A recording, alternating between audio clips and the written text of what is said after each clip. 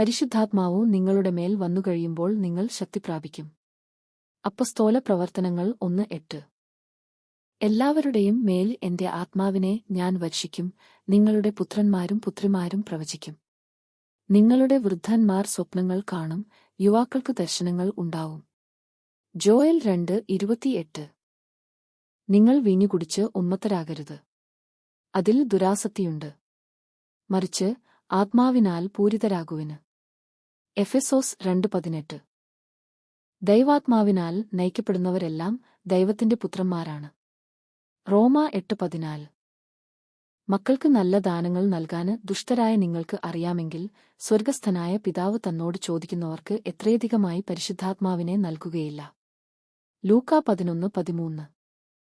ആത്മാവിന്റെ ഫലങ്ങൾ സ്നേഹം, ആനന്ദം, സമാധാനം, ക്ഷമ, ദയ, നന്മ, വിശ്വസ്തത, സൗമ്യത, ആത്മസംയമനം ഇവയാണ്.